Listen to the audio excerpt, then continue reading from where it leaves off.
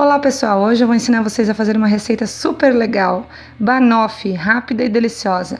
Vamos precisar de biscoitos de chocolate, aqui são rosquinhas, creme de leite fresco ou nata, doce de leite, vamos precisar de canela, água bem gelada, 2 dedinhos num copo, com 1 colher de sopa de açúcar já dissolvida, margarina e bananas em rodelas. Vamos triturar os biscoitos num processador ou mesmo num liquidificador. Tritura bem até ele ficar bem soltinho, farelinhos assim. Se não tiver bom, tritura de novo. E nós vamos colocar a margarina para bater junto, que vai deixar um pó um pouco mais úmido assim. E esse biscoito triturado, esse pó, nós vamos colocar na forma ou na assadeira que vocês forem fazer a sobremesa. Eu escolhi uma de fundo removível.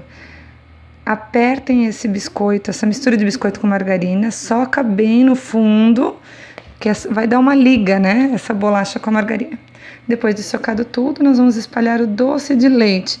Espalhem suavemente para não arrancar a bolacha do fundo, que ainda está bem soltinha porque não foi para a geladeira.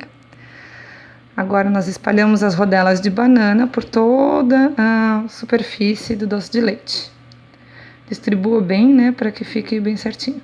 A nata nós vamos fazer com aquele creme de leite e a água com açúcar bem gelada. Bate bem até o ponto de chantilly, que é um pouquinho mais firme assim.